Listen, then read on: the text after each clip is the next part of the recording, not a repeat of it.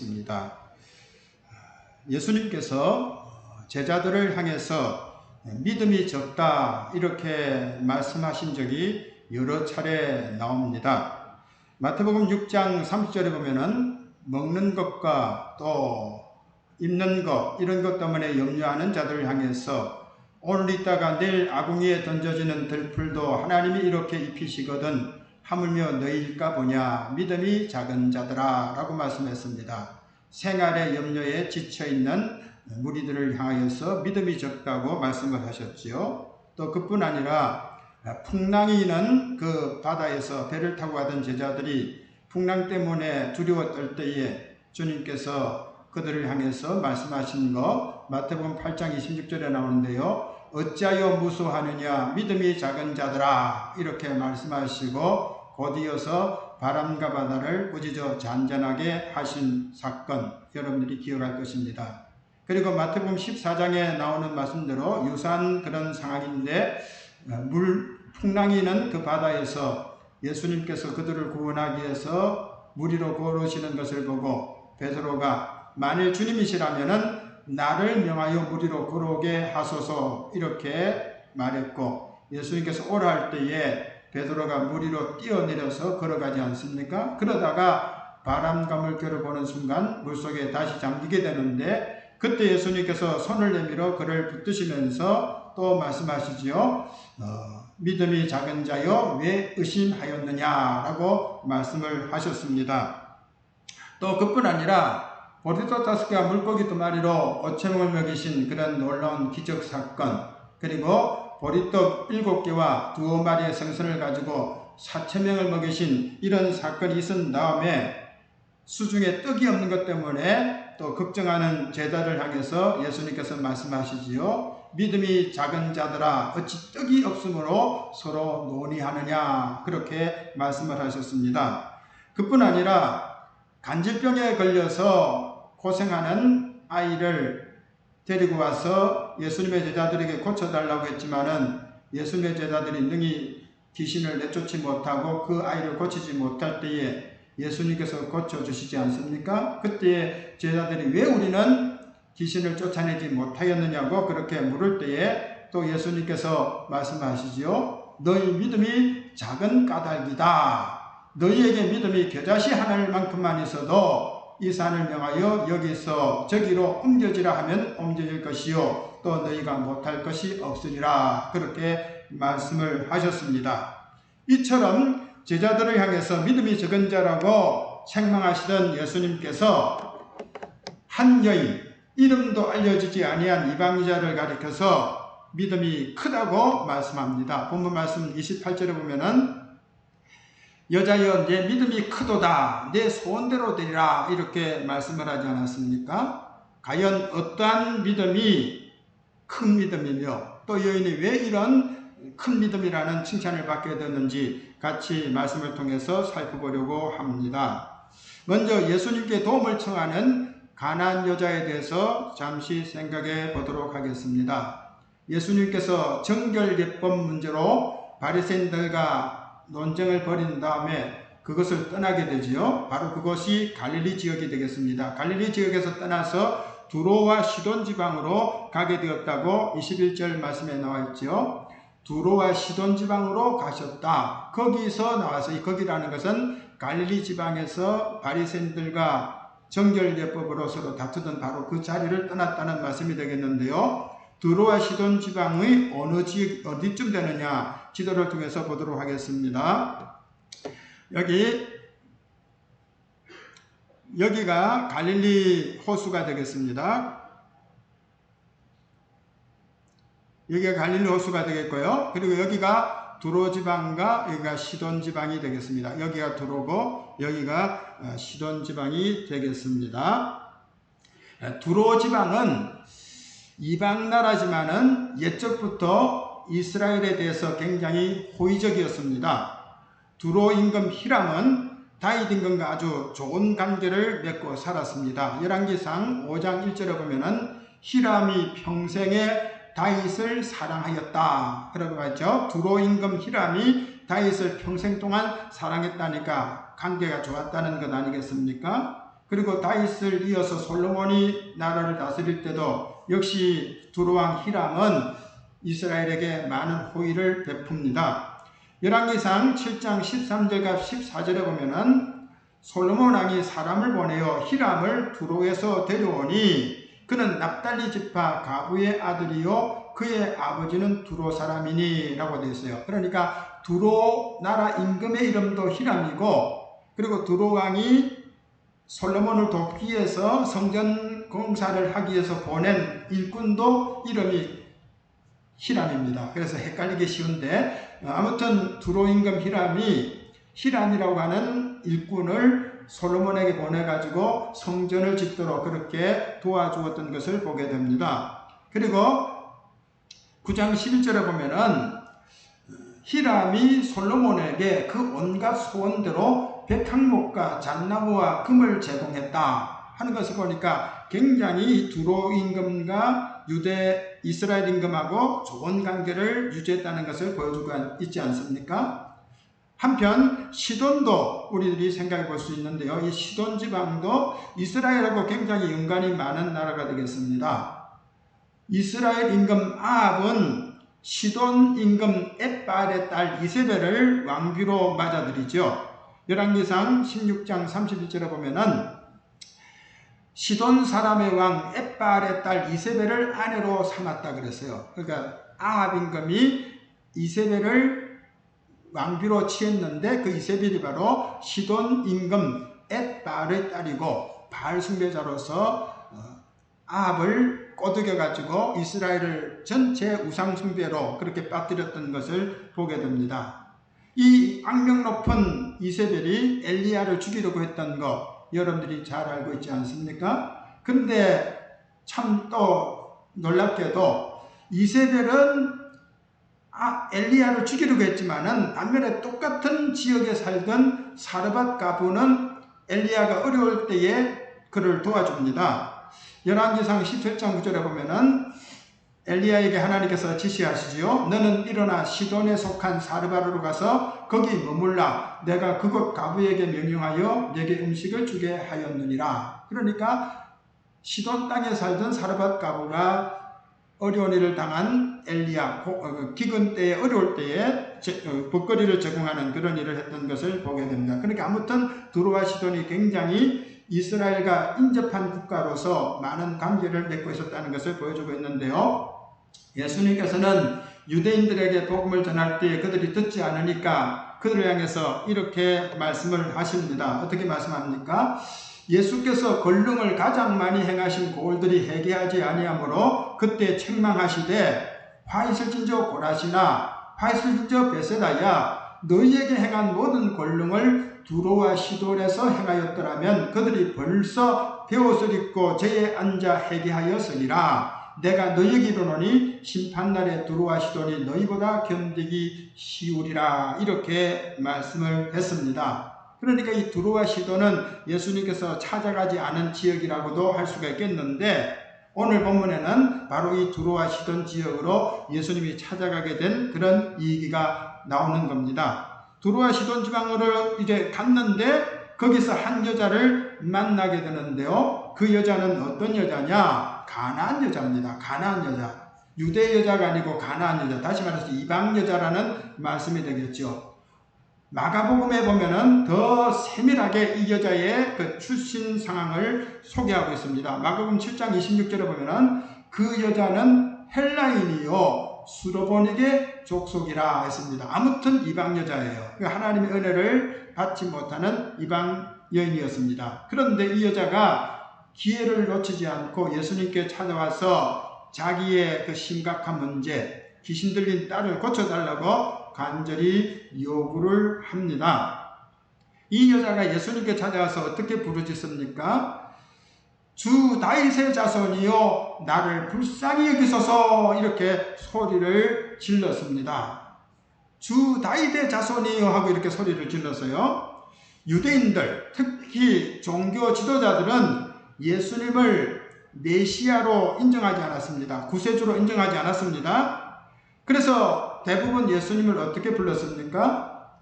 나사렛 예수라고 불렀지 다윗의 자손이라고 부르지 않았습니다. 그런데 이 여인은 놀랍게도 예수님을 가리켜서 주 다윗의 자손이요 라고 불렀던 겁니다. 다윗의 자손이라는 그 의미는요, 이분이 바로 우리가 기다리던 구세주 그리스도라는 것을 말하는 겁니다. 요한복음 7장 42절에 보면은 그리스도는 다윗의 씨로 또 다윗이 살던 마을 베들레헴에서 나오리라 하지 않았느냐, 성경에 나와 있는 내용인데, 그리스도는 바로 인류를 구원할 구세주를 가리키는데요, 그분은 다윗의 자손으로서 다윗이 살던 베들레헴에서 탄생할 것이라고 되어 있다는 겁니다.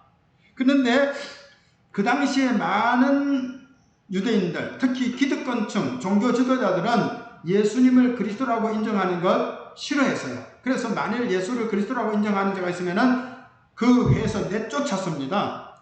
요한복음 9장 22절에 보면은 이미 유대인들이 누구든지 예수를 그리스도로 시인하는 자는 출교하기로 결의했다. 종교 국가인데 종교 국가에서 출교를 당하는 것은 완전히 사회생활을 할 수 없는 그런 상황이죠.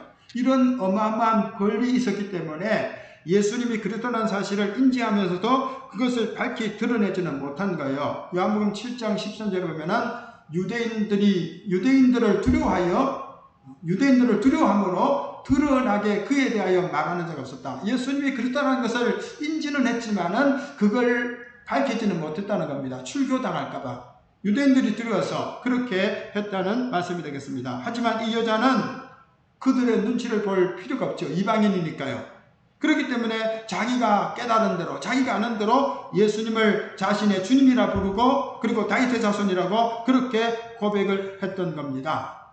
훗날에 예수님을 다윗의 자손이라고 부르는 사람들이 또 여럿 일어나지 않습니까? 마태복음 20장 30절과 31절에 보면은 두 맹인이 예수님을 향해서 우리를 불쌍히 계소서 다윗의 자손이요 이렇게 소리를 지르는데, 소리를 못 지르게 하니까 더 크게 소리를 질렀다. 우리를 불쌍히 계소서 다윗의 자손이요 이렇게 외치지 않습니까?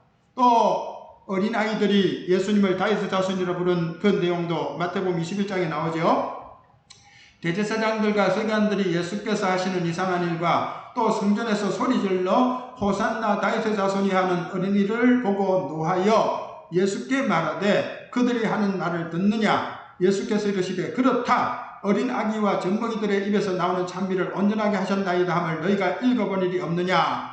그러니까 예수님은 어린이들이 예수님을 그리스도라고 그렇게 고백하며 찬송하는 것을 기쁘게 받아들였다는 겁니다. 그러니까 예수님은 자신이 다윗의 자손이라는 것을 명백하게 알리는 것 아니겠습니까? 그러나 많은 사람들이 예수님을 다윗의 자손으로 인정하지 못했지만 이 여자는 놀랍게도 예수님을 다윗의 자손이라 불렀다는 겁니다. 예수님에 대한 바른 판단이 있었다는 거죠. 또 한편 그는 자기의 딸을 바르게 진단을 합니다. 22절에 보면은 내 딸이 흉악하게 귀신 들렸나이다 그랬어요. 내 딸이 흉악하게 귀신 들렸다 그랬어요.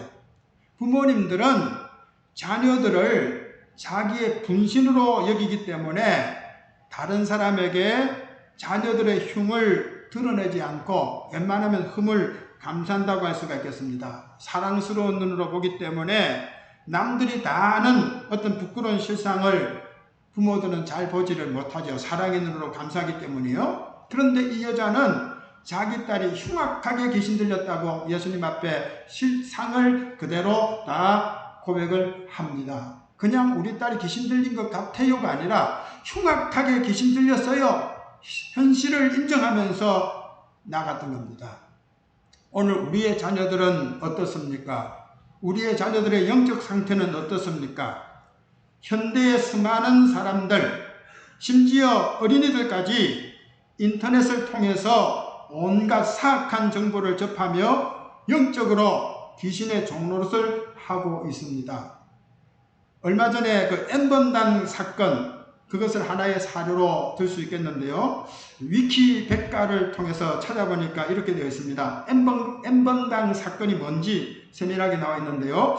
2018년 하반기부터 2020년 3월까지 텔레그램, 디스코드, 라인, 위커, 와이어 등의 메신저 앱을 통하여, 그러니까 이 메신저 이름이 여러 가지니까 그걸 다 뭐 알 필요는 없겠죠. 근데 스폰 알바를 모집했다는 겁니다. 그래가지고 이 모인 사람들을 유인해서 얼굴이 나오는 나체 사진을 찍게 하고 그것을 빌미로 해서 협박을 해서 성착취물을 찍게 하고 그것을 유포한 디지털 성범죄, 성착취 사건이라고 그렇게 되어 있는데요.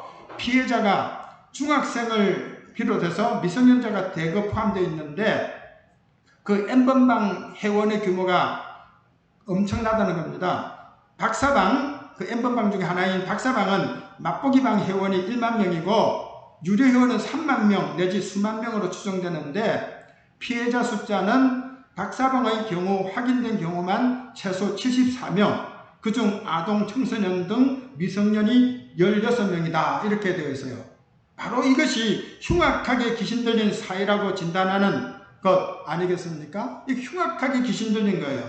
오늘 우리는 영적인 눈을 가지고서 이 사회를 보면서 오늘의 현실을 우리들이 바르게 깨달아야 될 것입니다. 이 여자는 예수님이 다윗의 자손이라고 고백했고 또 자기에 따른 흉악하게 귀신 들렸다고 그렇게 현실을 인정하면서 예수님께 나왔습니다. 그리고 어떻게 구합니까? 나를 불쌍히 여겨달라 이렇게 구하지요. 나를 불쌍히 여겨달라. 다시 말해서 내 딸이 병들었는데 내 딸을 불쌍히 여기소서가 아니고 나를 불쌍히 여겨달라고 그렇게 애원을 했습니다. 딸 문제가 아니고 내 문제라는 겁니다. 그래서 예수님 앞에 간구한 거예요. 귀신 들린 딸이 스스로 예수님께 나올 수가 없지 않습니까? 그런데 딸 문제를 내 문제로 알고 있는 이 어머니가 있었기 때문에 이 딸은 구원을 받게 된 거예요. 이 악하고 음란한 세대, 예수님께서 말씀하셨지요. 악하고 음란한 세대라. 마태복음 16장 4절에 악하고 음란한 세대라고 했는데 이 악하고 음란한 세대, 이 세상 사람들은 주님을 찾지 않습니다. 그럼 이 세대의 문제를 우리 문제로 알고 우리 성도들이 내 문제로 알고서 하나님 앞에 엎드려서 이 악하고 음란한 세대, 나의 허물을 용서하시고 내 죄를 용서하소서, 나를 구원하소서, 나를 불쌍히 여기소서 이렇게 우리들이 간구해야 되지 않겠습니까? 영적인 실상을 기성세대가 직시하고 그것을 내 문제로 알고 심각하게 고민하면서 자녀들을 위해서 이 세대를 위해서 주님 앞에 도움을 구하는 저희들이 되어야 될 것입니다. 이렇게 여인이 예수님께 간절히 구했는데 뜻밖의 예수님의 반응이 나옵니다. 예수님의 반응이 아주 뜻밖입니다. 우리 예수님은 어떤 분이십니까? 사랑의 예수님, 자비의 예수님, 모두를 용납하시는 예수님을 우리들이 알고 있지 않습니까? 요한복음 6장 37절에 보면은 아버지께서 내게 주시는 자는 다 내게로 올 것이요 내게 오는 자는 내가 결코 내쫓지 아니하리라. 예수님이 그렇게 말씀했어요. 내게 오는 자는 내가 결코 내쫓지 않겠다고 말씀을 했어요. 사실 그대로 예수님께서 사역하지 않았습니까? 오늘 우리가 본문으로 읽은 내용 말고 오늘 함께 나눌 말씀인데 길어서 함께 교독하지 않았지만은 이전에도 나눈 말씀이기 때문에 설교는 생략하고 그 본문만 읽도록 하겠습니다. 29절부터 보면은 예수께서 거기서 떠나서 갈릴리 호숫가에 이르러 산에 올라가 거기 앉으시니 큰 무리가 다리 저는 무리와 장애인과 맹인과 말 못하는 사람과 기타 여럿을 데리고 와서 예수의 발 앞에 앉힘에 고쳐주시니 말 못하는 사람이 말하고 장애인이 온전하게 되고 다리 저는 사람이 걸으며 맹인이 보는 것을 무리가 보고 놀랍게 여겨 이스라엘의 하나님께 영광을 돌리니라. 찾아온 모든 사람들을 우리 주님께서 자비롭게 감사하시고 병든 사람들을 다 치유해 주었던 것을 보여주고 있지 않습니까? 그뿐입니까? 허기진 무리들, 그 불쌍한 영혼들의 그 상태, 영육간의 상태를 아시고 그들의 필요를 채워주지 않습니까? 보리떡 5개와 물고기 2마리로 5,000명을 먹이신 그런 사건이 있었고요. 또 이어지는 사건에 보면 나옵니다. 오늘 본 말씀 32절 이하의 말씀인데요. 예수께서 제자들을 불러 이르시되 내가 무리를 불쌍히 여기노라. 그들이 나와 함께 있은지 이미 사흘임에 먹을 것이 없도다. 길에서 기진할까 하여 굶겨보내지 못하겠노라. 제자들이 이르되 강야에 있어 우리가 어디서 이런 무리가 배부를 만큼 떡을 얻으리이까? 예수께서 이르시되 너희에게 떡이 몇 개나 있느냐? 이르되 7개와 작은 생선 2마리가 있나이다 하거늘 예수께서 무리에게 명하사 땅에 앉게 하시고 떡 7개와 그 생선을 가지사 축사하시고 떼어 제자들에게 주시니 제자들이 무리에게 주매 다 배불리 먹고 남은 조각을 7강줄에 차게 거두었으며 먹은 자는 여자와 어린이 외에 4,000명이었더라. 이렇게 예수님은 자비로우신 분이십니다. 불쌍히 여겼기 때문에, 모여든 무리들을 불쌍히 여겼기 때문에 예수께서 나와서 큰 무리를 보시고 불쌍히 여기사, 불쌍히 여기는 마음이 예수님께 있었다는 겁니다. 그런데 오늘 본문을 보십시오. 이 여인에게 우리 예수님께서 유독 냉담하셨던 것을 보게 됩니다. 나를 불쌍히 여겨달라고 그렇게 애원을 하는데도 불구하고 들은 채도 하지 않으셨습니다. 예수님께서 들은 채도 하지 않았어요. 오죽했으면은 거친 제자들이 안타까움으로 도움을 청하겠습니까? 23절에 보면은 예수는 한 말씀도 대답하지 아니하시니 제자들이 와서 청하여 말하되 그 여자가 우리 뒤에서 소리를 지르오니 그를 보내소서. 제자들이 보니까 참 딱하거든요. 그래서 어떻게 해서든지 이 여자 달래가지고 좀 보내시는 게 좋겠습니다. 이렇게 말을 했습니다. 그런데 예수님께서는 어떻게 반응을 하십니까? 나는 이스라엘 집의 잃어버린 양 외에는 다른 데로 보내심을 받지 아니하였노라 말씀을 했어요. 이스라엘 백성이 아니기 때문에 그에게 손을 내밀 수가 없다는 겁니다. 병을 고쳐주지 않겠다는 그런 말씀이 되겠습니다. 굉장히 사람을 차별하는 것 같은 그런 말씀처럼 보이지만은 사실은 이 말씀 속에 하나님의 구원 계획의 그 비밀이 숨겨져 있는 것, 두추어낸 것이라고 할 수가 있겠습니다. 하나님의 구원 계획은 아브라함을 선택하시고 그 민족, 유대 민족을 통해서 온 인류를 복되게 하는 것, 이것이 하나님의 구원 섭리라고 할 수가 있겠습니다. 창세기 12장 3절에 보면은 너를 축복하는 자에게 내가 복을 내리고 너를 저주하는 자에게는 내가 저주하리니 땅의 모든 족속이 너로 말미암아 복을 얻을 것이라. 아브람을, 유대인의 시조인 아브람을 통해서 하나님께서 온 인류에게 복을 주시고 작정하신 것입니다. 그래서 하나님께서 하시는 그 구원의 계획과 순서가 있는데요. 이사야 49장 6절에 보면은 너를 이방의 빛으로 삼아 나의 구원을 베풀어서 땅끝까지 이루게 하리라. 유대인들을 하나님께서 빛으로 삼아서 땅끝까지 구원하는 것, 이것이 하나님의 뜻이라는 말씀이 되겠습니다. 스가랴에 보면은 이방 백성 10명이 유다 사람 하나의 옷자락을 잡을 것이라 곧 잡고 말하기를 하나님이 너희와 함께 하심을 들었나니 우리가 너희와 함께 가려 하노라. 이방인들이 유대인의 옷을 붙잡고 구원에 동참하게 되는 이런 역사가 때가 되면 이루어질 것이라고 스가랴가 예언을 한 거 아니겠습니까? 바울 사도님도 로마서에서 말씀하고 있죠. 예수님은 할례의 추종자로서 유대인들에게 나타났다고 말씀을 하면서 결국은 열방이 구원받는 것, 이것을 쭉 말씀하고 있죠. 이렇게 해서 이사야가 말한 대로 열방이 그에게 소망을 둘 것이다. 온 세상 사람들이 결국은 구원에 참여하게 된다는 말씀이 되겠습니다. 그러니까 예수님은 이 구원 순서를 아신 거죠. 요한복음 4장 22절에 보면은 사마리아 여자에게 예수님께서 하신 말씀인데요. 너희는 알지 못하는 것을 예배하고 우리는 아는 것을 예배하노니 이는 구원이 유대인에게서 남이라. 그러니까 유대인들이 먼저 구원에 참여하게 된다는 것을 말씀하고 있죠. 그러니까 하나님의 심판도 순서가 있고요. 유대인 먼저, 헬라인 그 다음, 그리고 구원도 역시 유대인 먼저, 그 다음 이어서 헬라인, 이렇게 하나님의 구원 순서가 있다는 겁니다. 그러니까 예수님은 이 구원 순서에 따라서 이 땅에 유대인들을 구원하기 위해서 오신 것이죠. 그래서 제자들에게도 전도를 보낼 때에 이렇게 말씀합니다. 이방인의 길로도 가지 말고 사마리아인의 고을에도 들어가지 말고 오히려 이스라엘 집에 잃어버린 양에게로 가라. 그렇게 말씀을 하신 겁니다. 그렇지만은 예수님께서 십자가에 달려 피 흘려 대속의 제물이 되신 이후에 부활하셔서 그 다음에 예수님께서 하신 말씀 뭡니까? 이제는 이방인의 때가 됐다는 것을 말씀하고 있죠. 그래서 요한복음 10장 15절 16절에 보면은 아버지께서 나를 아시고 내가 아버지를 아는 것 같으니 나는 양을 위하여 목숨을 버리노라. 또 이 우리에 들지 아니한 다른 양들이 내게 있어 내가 인도하여야 할 터이니 그들도 내 음성을 듣고 한 무리가 되어 한 목자에게 있으리라. 유대인들의 양무리가 있고 이방인의 양무리가 있는데 다 주님 안에서 하나가 된다고 그렇게 말씀을 하고 있는 거죠. 그래서 때가 되면은 이방인들이 구원에 참여하게 될 것입니다. 그래서 사도행전 1장 8절에 보면은 성령이 임하시면 권능을 받고 온 유대와 사마리아와 땅끝까지 이르러 내 증인이 되리라.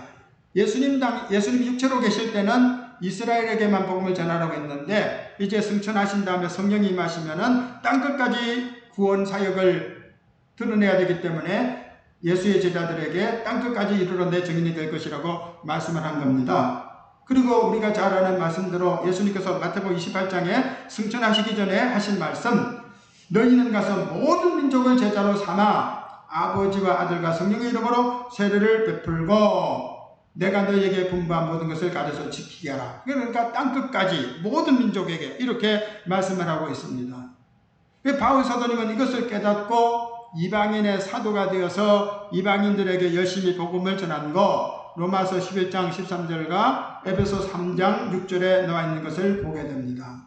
그러나 이 여자는 그런 주님의 그 기쁘신 뜻을 알지를 못하지 않겠습니까? 그런데 예수님께서 아주 매몰차게 이 여자를 대하고 있어요. 처음에는 여자가 애원을 하는데도 아무런 반응을 보이지 않습니다. 그러니까 여자가 어떻게 합니까? 예수님께 와서 절을 하죠. 절을 하면서 엎드려서 주여 저를 도와주십시오 간구를 합니다.